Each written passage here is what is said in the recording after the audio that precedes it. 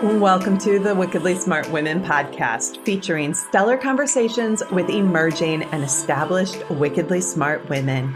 Thanks for joining us today as we celebrate women who are committed, care deeply, and have the courage to take action and create conscious change all around the world. Now here's your wickedly smart host, Angel B. Hartwell.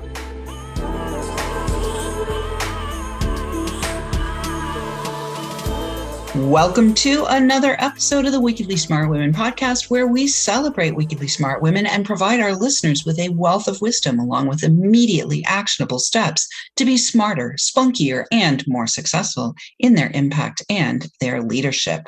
This is your host, Angel B. Hartwell, and today we welcome our special guest, Jenna Noelle.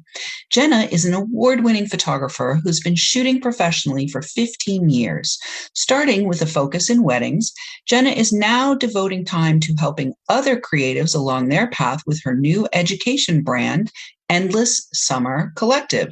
She is an avid traveler, and after a very rewarding project documenting the efforts of a nonprofit battling sex trafficking in Nepal, she is committed to finding more opportunities to give back with her work.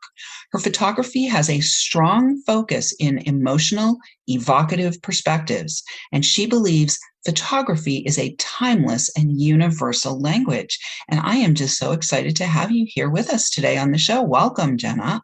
Thank you. Thank you for having me. So, Jenna, what was it that got you started in photography? Was this something that was part of your family, or were you the little girl running around pretending to take pictures of everybody? What really began your journey as a photographer?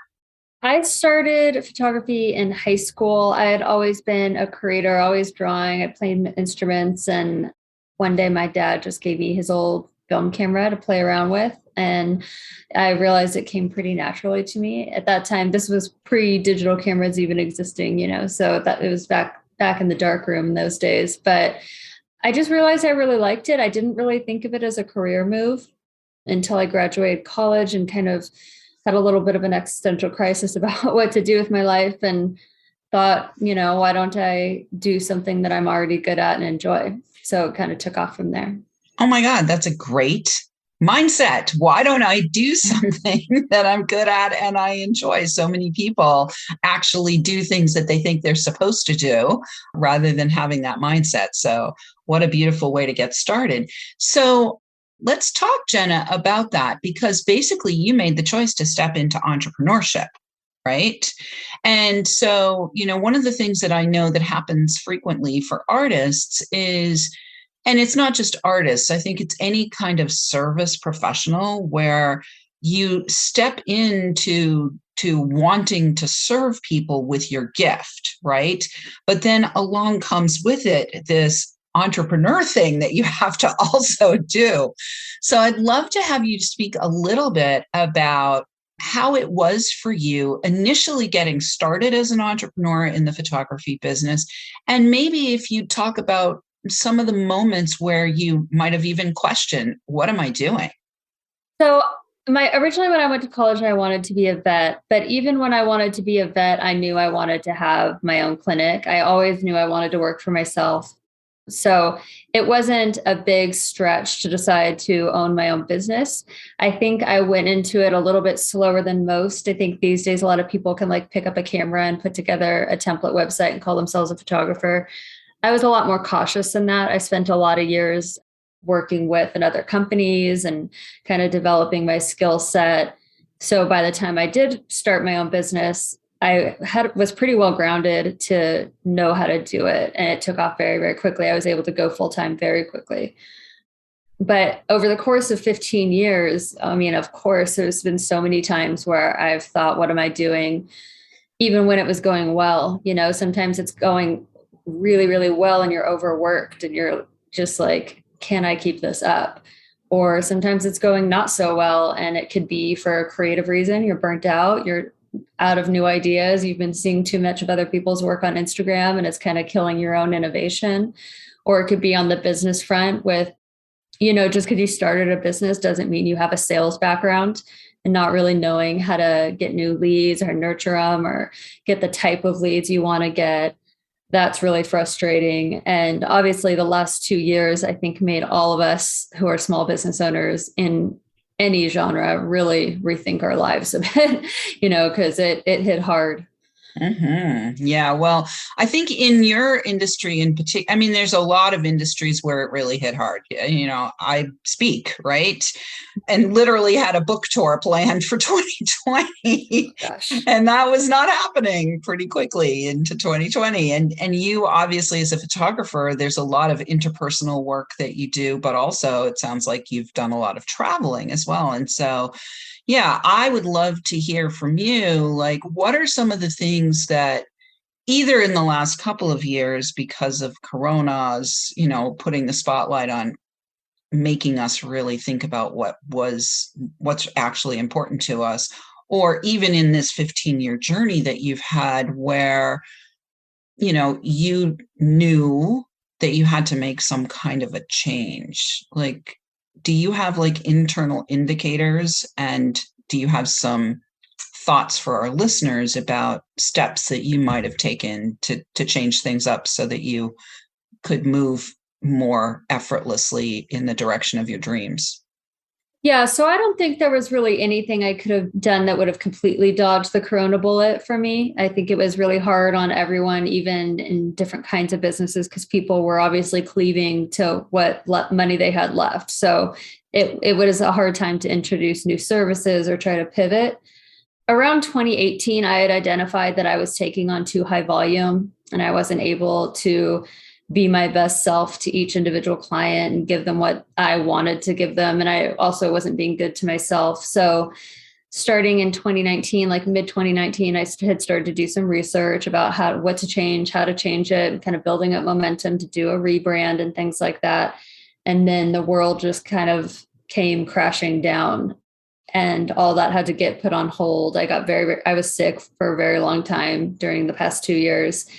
And it all got put on hold. And, obviously with weddings being such a loaded, emotionally charged situation, or any kind of celebration being very like emotionally loaded, I had to have a lot of really difficult conversations, which I usually have an easier time mitigating. But because this was also stressful for me, that really took a toll on me. And I've since learned a little bit more about how to balance being the boundaries of business versus always also having to meet people where they're at and show your own humanity. So that's a big thing I learned. And then I also realized maybe some of the reasons I was having bad experience with some of these people was because I wasn't doing as good a job of vetting my clients. So if I had done a better job of that, I probably would be more on the same page with several of them and, having less tense conversations with them. And I also just added a page to my contract. It just illuminated every hole in the plan. And I just got way more specific in my contract, outlining boundaries, deadlines, what's going to happen if, there's a war or another plague or something like that. So I can't unknow that this is possible. And so now I think we're all kind of like, okay, we know what to do next time. But this time it was just minute to minute, we were having to adjust. Yeah, I love that phrase. I can't unknow. Yeah. That's beautiful. Well, I'd love to also talk about the idea of creative burnout, because I think especially for creatives, I know I found this in myself, and I have a lot of creative people in my world as well, that, one of the things I always end up falling back on is my creativity. Right? Oh, that didn't work. Well, let's try this. Oh, that's not working. Well, let's try this. And you mentioned that creative burnout can happen. So can you talk a little bit about that experience and what, maybe some of the indicators are that you're coming up too close to the fire, and some things that you might have learned in your journey that you can't unknow about how to either, stay away from completely burning out or recover from it? So my approach to photography is very much about emotional storytelling. So for me, when I have a new client or a new project or subject, I am looking to tell their story individually And that helps me not suffer quite so much from, doing the same thing over and over again. That said, there is a pretty long list of things that I know are going to work. If I'm in a rut or if I can't quite get what I want out of someone, can't get them to loosen up as much as I'd like to, there is after 15 years, a pretty long list of things I can do where I'm just like, I know this is going to work and I can default to it. And when I was working at such high volume, my brain just couldn't come up with new things. It didn't have room to play, So I was just kind of starting to create plug and play photos. They were beautiful photos. And the good thing about them is that they're consistent with my portfolio, which when someone looks at your portfolio, they do just kind of want those pictures, but with them in it. So there are worse things I could do, but it wasn't fun for me anymore. And I didn't feel like I was growing as an artist. And the silver lining into these last 2 years, and even being sick and physically unable to photograph, is that that was enough time for me to kind of disconnect from my routine. And it's hard to try new things when you know what works, because when you go home and you look at all the photos and you have to see all the ones you messed up, it really hurts your ego, But lately I've been taking on a lot of shoots that are just for fun, which I didn't really have time to do in the past, or I was too burnt out to want to pick up my camera when I didn't have to in the past. And I've just been learning a lot of new things and trying a lot of new things, and they're working out, and now I can add those to the regimen and bring something new to the table to my clients. But creative burnout is so difficult when you're monetizing your talent, because it can lead to a lot of feelings of not just like, oh man, I'm in a rut right now, but like, it's also, can I make a living? So it's a scary thing to experience as an entrepreneur. And I personally kind of replenish my creativity by doing non-photographic things. So like I said, I have some other skill sets in the creative realm. And sometimes when I do those, that'll help me reset more than picking a camera up, in which a lot of my behaviors around that are very reflexive. Yeah. Well, we are about to go to the break, but when we come back, we're going to talk more about your new education brand and also your work in Nepal. And I also want to talk, when we come back from the break, a little bit about what I just heard there, which is that there is this idea of having your routine, right? But then how do we juice it up a little bit when we're getting close to the flame? So with that, we are going to take a short break. And Wickedly Smart Women, we could use your help. If you're enjoying this show and want us to stay on the air, please consider making a donation at www.wickedlysmartwomen.com. We'd also like to ask you to share with your lovely lady friends who you think might benefit from our content. Help a gal out and let your sisters, mothers, daughters, friends, and colleagues know about the show so that we can serve them too. I want to say a huge thank you to all of our listeners who are downloading, rating, and reviewing. We are now up to 98 countries. And I don't know if Nepal is, there it is. Nepal is on the list, and it's not too far down the list. So we're going to shout out this week to our listeners in Nepal and also to our listeners in Iceland and Austria. And we will be right back with Jenna Noelle.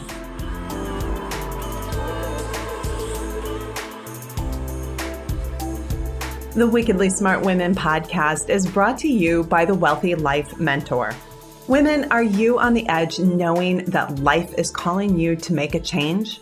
Are you ready to be part of the evolution of what it means to be a wickedly smart woman, creating your wealthy life by design? A life that is an extraordinary work of art. Angel B. Hartwell, the Wealthy Life Mentor, is hired by women in transition. Women just like you who want to break through to their brilliance, become clear on the value of their wisdom, and embody a beauty-filled, balanced life of shameless self-expression. Discover your wealthy life readiness by taking the quiz at quiz.wealthylifementor.com.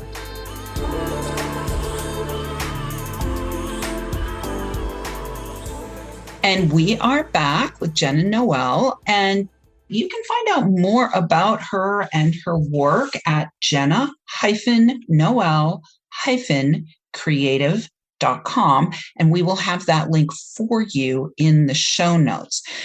before we went to the break, we were talking about what to do when you have these, rituals and routines that you've been leaning on for years and that allow you to monetize, but then you start to burn out. And what we talked about before we went to the break was that you have been able to, because of Corona primarily, but you've been able to open up some space and to maybe break down some of your rituals and routines to incorporate like new adventures that bring a little bit of life force in. So I'd love to hear about the adventures that you've taken that have provided you with that little bit of spice when things are getting stale. Yeah, so travel is extremely important to me. One of the reasons I decided to be a photographer is because I knew I'd be able to do my job from anywhere. And I knew that if I played my cards right, I can often get paid to travel. So I just felt like it would be a good combination of everything I care about. And I get antsy. Like, for example, when I'm shooting weddings, I get antsy if I'm shooting in the same venue over and over and over again. Like, I kind of have a cap of how many times I'm willing to shoot somewhere. And I realize I'm at that cap when I'm at that place. And I notice I'm shooting in all the same spots and kind of hitting the playbook and not really thinking about it. I know that that's when my brain is exhausted of that spot and doesn't want to tell that story anymore. Traveling, shooting in other states, other countries even, is a great way to avoid that. So, for example, I go to New Orleans a lot, and the wedding culture in New Orleans is so different than the wedding culture in Colorado or really anywhere else. It's really kind of specific to that place. And that feels like a completely different assignment. And I'm feeling inspired because we don't have, big mossy trees out here. We don't do parades for weddings, second lines for weddings out here. So, that's just an example of how time can just like fly by when I'm shooting something new. I've done some photography in Iceland, which is a very different kind of wedding. It's usually just an elopement and on a loose timeline where you're kind of just finding the most beautiful thing your eyes can see and having a special moment there. That always feeds my adventurous soul. And now I've done quite a bit of traveling out of state, out of country for weddings, but I would really like to start doing more of using my talents for good in the sense of kind of giving them away to nonprofits and causes that I care a lot about. So that's something I would like to transition into a bit moving forward. All right. Well, so all of that raises the question of, of course, monetization, right? And so this is something that every one of us faces as an entrepreneur. We can get to that ceiling where we've been generating what we needed to generate, but we are losing momentum or passion or devotion or our creative juice, or, as you said, we're getting into plug and play, like it has no more yum for us, right?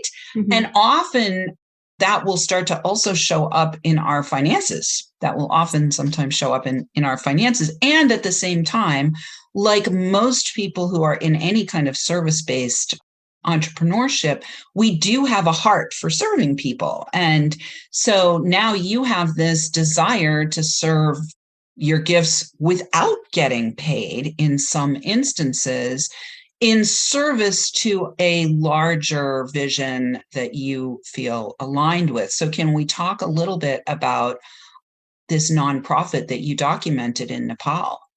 Yes, of course. A few years ago, I was asked to go document the efforts of an organization called Global Orphan Prevention. And they essentially are going into small, isolated communities who have had their daughters and nieces and wives, in some cases, swept away into the sex trade, never to be seen again. So this we think of sex trafficking, for those that haven't really looked into it, we think of sex trafficking as like you're walking down the street and someone snatches you violently and you get taken off. But what it really is usually it's someone that the child knows, that the family knows, and they trust, and that person has been offered a life-changing amount of money to emotionally manipulate a child or a teenager into coming down to Kathmandu, and then went under the pretense of like, oh, I have a job for you here and you can send money back to your family, or I can get you an education here and then you'll be able to give back to your community. And so these girls who are living in poverty feel a responsibility to go do this. And, sometimes they're being asked to do it by their uncle or their neighbor. So it wouldn't occur to them to say no. And so oftentimes they're getting led right out of there by someone who they trust. And then, it's kind of Kathmandu straight to India. And once in India, they're gone. And it's very rare that they're found or brought back. So I hiked around with this organization to a few different communities, and we interviewed all of a bunch of people who had lost their children. And we're trying to track down the line of who this starts with, because it starts with someone big, and then it's that person giving money to another person, and that person all the way down until it gets to someone that these kids trust. And it went sadly high up, almost like to the government in some cases with how this was starting. It's very upsetting, very, very sad. So it was my job to go and kind of document them investigating this. And it was also my job to show how beautiful these people were and their lifestyle and their community. And it was just a great honor to be part of. Very difficult job, but it was a great honor to do it. Well, no one better than an emotional storyteller to tell those kinds of stories, right? And to put them in pictures. Well, Jenna, I want to talk a little bit about your Endless Summer Collective, because this is what has emerged for you out of the last few years of, kind of the global reset that we've all been undergoing. So can you talk a little bit about what made you decide to do this and exactly what you're doing with people through this new brand? So I had decided to do this because I, throughout my career, have taken on mentors. I think you should always be having an outside eye come in and look over what you're doing and add to your skill set, whether it's creative or entrepreneurial. And so I had taken on a mentor in 2019. And one of the first things he said to me, he was like, why are you getting a mentorship from me? You should be the mentor. You've been doing this for, at that point, like 14 years.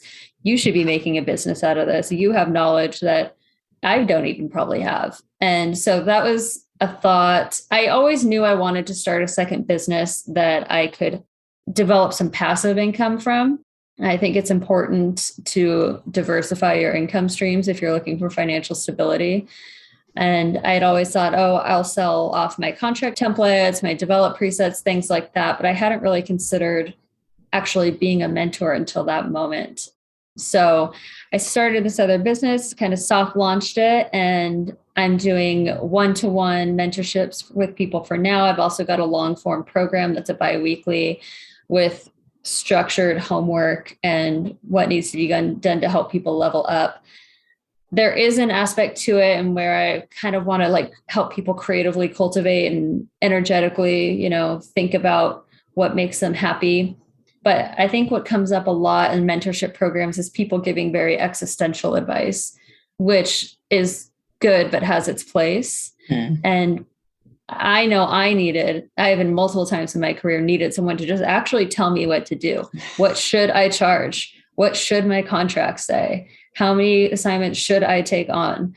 What should I do when this client says this? And that's the kind of advice that I want to give, because I know that I have been frustrated when I've been looking for direct answers, not being told to meditate on my problems, but I like actual instruction. And so that's really what I am trying to offer with Endless Summer Collective is actionable advice with also some emotional support of, you can do this. You have the talent. Let me help you bring it to the forefront.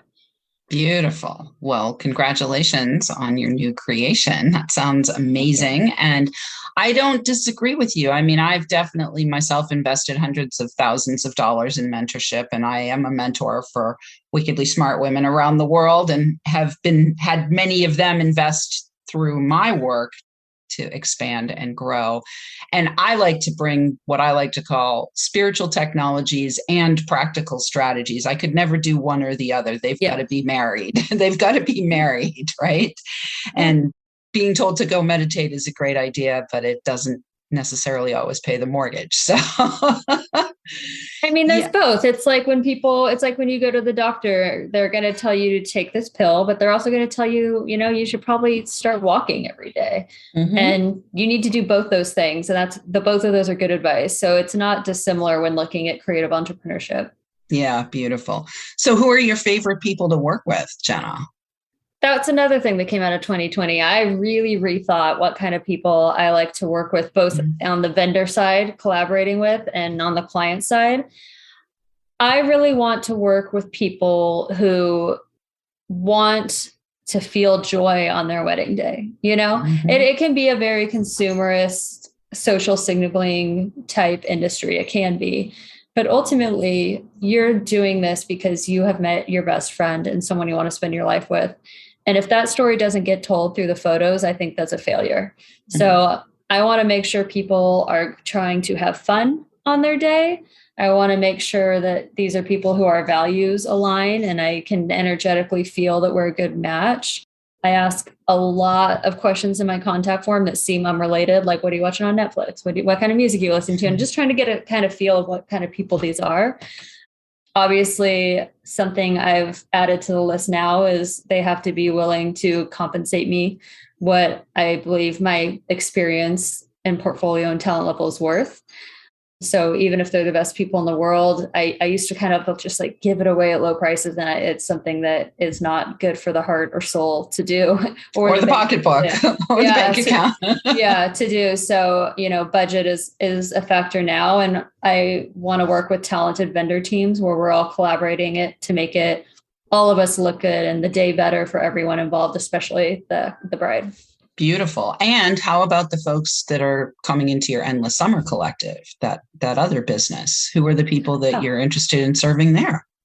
Essentially myself, someone who you might be someone who's new and just has no idea how to get started, but has some talent. Or you could be someone like myself that's been doing it ages and is just plateaued and frustrated. And because I've been that person multiple times in the course of 15 years. So I don't think it's necessarily only for people who don't know what they're doing. Sometimes these sorts of things are great for people who know exactly what they're doing, but can't stand back. It's hard to stand back from your own portfolio sometimes when you have an emotional attachment to each image. And sometimes a portfolio review by an objective professional is something really valuable. Someone to look over your contract and tell you what's missing is really valuable. So it's really for anyone who is looking to level up or transition in their photography business. Beautiful. I love it. All right. Well, Jenna, we are at the end today, but it has been a lovely little journey with you. I appreciate you being here. And listeners, we do love feedback. So please let us know what you thought of today's show by calling into our listener line. We'll have that number for you in the show notes. Or you can send in questions or guest suggestions to listeners at wickedlysmartwomen.com. We might even give you a shout out on the show. If you're looking for an award-winning wedding photographer, Jenna would be probably a great idea to check out. Or if you are a photographer yourself looking for your right fit mentor to serve you to go to the next level with your photography business, again, explore the Endless Summer Collective and Jenna's work over there. Thanks again for tuning in. Keep your ears open and remember, you are a wonderful woman. Thanks for tuning in, downloading, and listening. Be sure to rate and review Wickedly Smart Women on Apple Podcasts and share with other women who can benefit from today's episode. Wickedly Smart Women is the premier podcast series for informing, activating, and inspiring the leader who carries profound wisdom and knows that now is the time to welcome wealth. We welcome your feedback and guest suggestions and invite you to subscribe to our mailing list to be notified of each new episode at wickedlysmartwomen.com.